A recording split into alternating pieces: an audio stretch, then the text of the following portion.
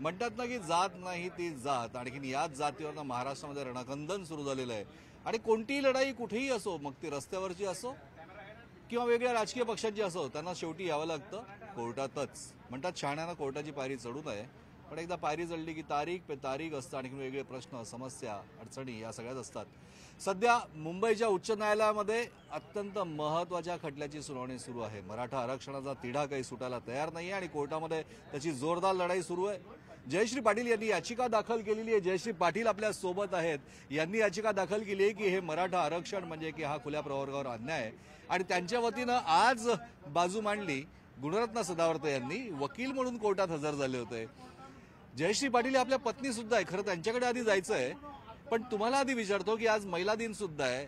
आज महिला अशिलाची बाजू मांडली, पत्नीची मांडली का एका कॉचची मांडली? माझी पत्नी डॉक्टर जयश्री पाटील ही क्रांतिकारी आहे। त्याचं कारण सांगतो, या देशामध्ये 105वी घटना दुरुस्ती जी आणावं लागली केंद्र सरकारला, ती डॉक्टर जयश्री पाटील विरुद्ध मुख्यमंत्री महाराष्ट्र राज्य हा 2021चा निकाल लागल्याच्या नंतर मराठ्यांचं आरक्षण असंविधानिक ठरवल्याच्या नंतर त्यामुळं ते तशा प्रकारची तरतूद आणावं लागली। अशा क्रांतिकारी पत्नी मला मार्गदर्शक आहे आणि मी तिचा ज्युनियर आहे आणि त्यांनीच मला वकिली शिकवलेली आहे। आज महिला दिनाच्या निमित्तानं मला अत्यंत नम्रपणे स्वाभिमानाने सांगावंसं वाटतंय, खरोखर मी भाग्यवान आहे। आपण जरा तुम्हीही बोलाल, म्हणजे खरं असं म्हणतात की गुणरत्न असेल त्यावेळेस कोणालाच बोलता येत नाहीये, पण आज ते तुमचं महत्व मान्य करताय। 102व्या घटना दुरुस्ती जी होती त्यानुसार दिलेलं आरक्षण आधी रद्द केलं होतं, मान्य केलं होतं। 105व्या घटना दुरुस्तीने राज्य सरकारला 50% वरती विशेष अधिकार मिळाला। मग त्या अधिकारास अंतर्गत त्यांनी एसीबीसीचं 10% नवं आरक्षण दिलंय। मग जर तुमच्यामुळेच ही घटना दुरुस्ती आली असं तुम्ही म्हणतायत, तर मग त्या आरक्षणाचा फायदा हे टिकणारा आहे हे तुम्हाला मान्य का नाही? नाही, जे आरक्षण जे आहे आता जे दिलेलं आहे ते रिव्हर्स डिस्क्रिमिनेशन आहे आणि ते आरक्षण तसं दिल्या जाऊ शकत नाही। जे मागासच ठरत नाही त्यांना जबरदस्तीनं मागास ठरवायचं हे कसलं आहे? मागास म्हणजे फार अँड फ्लंग, त्यांच्यासाठी हे रिझर्वेशन असतं। कोणी आर्थिकरित्या गरीब झालं की त्याच्यासाठी हे जे आहे ते आरक्षण नसतं, आणि हे जबरदस्तीने मागास ठरवून दिलेलं आरक्षण आहे, हे टिकणारं नाही, हे असंविधानिक आहे। काय झालं आज कोर्टात नेमकं? कारण महाधिवक्ता डॉक्टर बिरेंद्र सराफ यांनी सुद्धा जोरदार युक्तिवाद केला। त्यांनी सुद्धा सांगितलं की अनेक याचिका यावर दाखल झालेल्या आहेत, मुख्य न्यायाधीशांकडे प्रलंबित आहे। मग का? मला असं वाटतंय की क्रिकेटच्या भाषेत सांगायचं म्हणलं तर महाधिवक्ता साहेबांचे बॉल्स हे नो बॉल्स पडत गेले। त्यांना ही सुनावणी होऊ नये असं वाटत होतं, परंतु आज आम्ही महादेवाच्या शक्तीनं आज अशा पूजा अर्चेच्या नंतर आम्ही आलो होतो, तयारीनं आलो होतो की हे महादेवा, खुल्या वर्गातले जे ब्राह्मण असतील, ठाकूर असतील, जैन असतील, गुजराती असतील, मारवाडी असतील, ते सुद्धा या मातीचे आणि या धरती, या हिंदू राष्ट्र भारत मातेचे पूजक आहेत। आज आम्हाला न्याय दे, आणि आज खरोखर खुल्या वर्गाला न्याय माननीय उच्च न्यायालयाने दिला। आज सगळे महाभियुक्तांचे बॉल क्रिकेटच्या भाषेत नो बॉल पडले, आणि आम्ही आज एक मोठी गोष्ट मिळवली, ती म्हणजे आज आम्ही सब्जेक्ट टू आउटकम करण्यात यशस्वी झालो। कायदा आम्ही माननीय सर्वोच्च न्यायालयाच्या मुख्य न्यायमूर्तींनी काय म्हटलं होतं, काय संदर्भ आला, ते सुद्धा आम्ही त्यामध्ये आणला। आणि एवढंच नाही तर माननीय उच्च न्यायालयात आज आम्ही हे सांगितलं की रिपोर्ट हा किती महत्त्वाचा आहे। यापूर्वी काय कशा प्रकारे आरक्षण देण्यात आलं, कशा प्रकारे माननीय सर्वोच्च न्यायालयाने ते आरक्षण नाकारलं, ह्या सगळ्या गोष्टी लक्षात घेता एकच म्हणता येईल की आज मोठा दिलासा खुल्या वर्गाला मिळालेला आहे। कारण मराठा भाऊ हे किती टक्के आहेत? काय दिलासा मिळालाय? वैद्यकीय प्रवेशाचे अर्ज जे 9 तारखेपर्यंत आहेत आणि नौकर भरती आहे, त्या संदर्भानं आम्ही जे आहे अंतरिम स्थगिती आणि अंतरिम आदेश व्हावा ह्यासाठी आलो होतो। आज न्यायालयाने सांगितलं आज की कोणतेही अर्ज प्रवेश नाही, अर्ज सुद्धा, प्रवेश तर दूरचीच गोष्ट आहे, अर्ज सुद्धा स्वीकारले जातील सब्जेक्ट टू आउटकम। आणि मंगळवारी या प्रकरणाची सुनावणी ठेवली आहे। त्याचबरोबर ज्या सन्माननीय माजी न्यायमूर्ती सुक्रे यांच्या रिपोर्टवर, त्यांच्या कार्यप्रणालीवर आणि त्यांना सुद्धा आम्ही पार्टी केलेलं आहे, त्याचे कारण मीमांसा सुद्धा केलेली आहे। हे सगळं लक्षात घेता सुक्रे समितीच्या रिपोर्टबद्दल सुद्धा राज्य सरकारला निर्देश देण्यात आलेले आहेत की तुम्ही त्या रिपोर्ट देण्यासंदर्भात आम्ही सांगितलं की मागच्या वेळेस ज्या राज्य सरकारला रिप्रेझेंट केलं होतं वरिष्ठ वकील थोरात यांनी मराठ्यांच्या बाजूनं, त्यांनी सुद्धा त्यावेळेस पेनड्राईव्ह मध्ये आम्हाला रिपोर्ट दिला होता. आता सुद्धा रिपोर्ट द्यावा.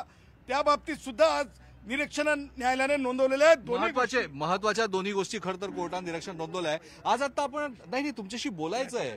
तुमच्याशी बोलल्याशिवाय जाणार नाही. समापन तुमच्याकडनंच करायचं आहे, कारण त्यासाठी महादेव आहे, देवो के देव. पण आपल्याला अजून एक व्यक्ती अशी आहे म्हणजे की दिलीप पाटील, म्हणजे यांनी याच्यात इंटरव्हेनर म्हणून दाखल झालेले आहेत, मराठा समाजाचे आहेत. आणखी या सगळ्या प्रश्नामध्ये कोर्टामध्ये सुद्धा एकमेकांच्या विरुद्ध लढतायत. काय सांगाल, हे म्हणजे चाललंय काय? म्हणजे तुम्ही आज इंटरव्हेन दाखल केलंय. महत्वाचं की काय, एक आज अपोजिट पार्टीने म्हणजे जे काय जयश्री पाटील आहे यांनी आज कोर्टामध्ये मेगा भरती जी आहे त्याला स्टे मागितला, त्याचबरोबर आरक्षणाला स्टे मागितला. माननीय कोर्टानं स्टे दिलेला नाही. आज महाशिवरात्रीच्या दिवशी क्षत्रिय मराठा समाजाचा हा मोठा विजय आहे असं आम्ही जाहीर करतो. त्याचबरोबर मराठा समाज हा 2-3 ठिकाणी लढतो, 3 फ्रंटवर. मराठा समाज रस्त्यावर पण लढतो, सरकार दरबारी पण लढतो आणि कोर्टात देखील लढतो. आणि आज स्टे, आज महत्वाचं एक होतं की आमच्या कोर्ट जे महाधिवक्ता डॉक्टर बिरेंद्र सराफ यांना म्हणाले की 11 तारखेपर्यंत याच्यावर कोणता निर्णय घेऊ नका, त्याबद्दल काय म्हणणं आहे तुमचं? एक लक्षात घ्या, स्टे दिलेला नाही. माननीय कोर्टाने स्टे द्यायला नकार दिलाय. याचाच अर्थ असा आहे की भरती चालूच राहणार. त्याचबरोबर आता जे प्रोसिजर चालू आहे भरतीची ती चालूच राहणार. आरक्षणाला स्थगिती दिलेली नाही आहे. कुठंही कोर्टाने सांगितलं, कोर्टाने स्थगिती द्यायला नकार दिलाय. नाही, अर्थातच ही खरी गोष्ट आहे की दिलीप पाटील इंटरव्हेनर म्हणून यात जॉईन झाले आणि या सगळ्या विषयामध्ये आरक्षणाला स्थगिती हायकोर्टानं दिली नाहीये. हायकोर्ट या आरक्षणाला स्थगिती आता देऊ सुद्धा शकत नाही, कारण अनेक वेगळ्या प्रकारच्या याचिका या सगळ्या विषयात प्रलंबित आहे. कायद्याच्या कसोटीवर मोठा खल होणार आहे. घटनादुरुस्ती 105 नुसार राज्य सरकारला जो अधिकार मिळालेला आहे, विशेष अधिकार, की आर्थिकदृष्ट्या आणि शैक्षणिकदृष्ट्या मागासलेला एखादा समाज असेल तर त्याला ते देऊ शकतात. प्रवीण, थोडं इकडे बघा तुम्ही. तर या सगळ्या विषयामध्ये 2 महत्वाच्या गोष्टी आहेत. सुनावणी अजून सुरूच राहणार आहे, पण या सगळ्या विषयामध्ये सुनावणीतल्या या सगळ्याच गोष्टी आता ऐरणीवर आल्या आहे हे आपल्याला नक्कीच म्हणता येईल. येत्या सोमवारपर्यंत काय होतंय आणि मंगळवारी होणारी सुनावणी न्यायमूर्ती गिरीश कुलकर्णी आणि न्यायमूर्ती फिरदौस पुनीवाला यांच्या कोर्टातली ही सगळ्यात महत्वाची मानली जाते. पण एक मात्र निश्चित, राज्याचे महाधिवक्ता डॉक्टर बिरेंद्र सराफ यांनी मुख्य न्यायाधीशांच्याकडे प्रलंबित आहेत या सगळ्या विषयाच्या याचिका. सुनावणी सुरू आहे, तर ही सुनावणी घेऊ नये अतिरिक्त अशा प्रकारची जी मागणी त्यांनी केली होती ती मात्र अमान्य करण्यात आलेली आहे. आणखी गिरीश कुलकर्णी आणि न्यायमूर्ती फिरदौस पुनीवाला यांचं द्विसदस्यीय खंडपीठ याची सुनावणी घेणार आहे. मंगळवारचा दिवस या सगळ्यासाठी महत्वाचा आहे, कारण आपल्याला माहिती आहे की 16,000 पोलीस भरती, 2,000 शिक्षक भरती, आणखी 50,000 मेडिकल प्रवेशांचे विद्यार्थी, या सगळ्यांनाच या नव्या 10% आरक्षणाचा फायदा होऊ शकतो. 16,000 मधनं 1,600 या नवीन नियमानुसार येऊ शकतात, 200 शिक्षक येऊ शकतात नवीन, आणि त्याचबरोबर 50,000 मेडिकल प्रवेश जे आहेत त्यातले 5,000 मराठा समाजाच्या नव्या आरक्षण धोरणानुसार येऊ शकतात. राज्य सरकार आटोकाट प्रयत्न करते आपली बाजू मांडण्याचा. गुणरत्न सदावर्ते आपल्या भूमिकेवर आग्रही आणि ठाम आहेत, पण दिलीप पाटील यांनी दाखल केलेली इंटरव्हेन याचिका ही तितकीच महत्वाची मानली जाते. येत्या मंगळवारची सुनावणी सगळ्यात महत्वाची. अर्थातच या सगळ्याच गोष्टीची खरी माहिती, बित्तम बातमी, जी घडामोड खरी घडते ती कायद्याच्या कसोटीवर नेमकं काय होतंय, मराठा समाजाला दिलासा मिळतोय का, किंवा खुल्या प्रवर्गातली जी बाजू गुणवत्ता स्तरावर मांडताय त्यांचं काय म्हणणं आहे, या सगळ्याच गोष्टी आम्ही तुमच्यापुढे मांडणार आहोत. तोपर्यंत माझा सहकारी प्रवीण शेट्टी यासह मी प्रशांत बाग काही काळासाठी विश्रांती घेतोय. पण तुम्ही कुठेही जाऊ नका, पाहत राहा न्यूज 18 लोकपाल. अक्षय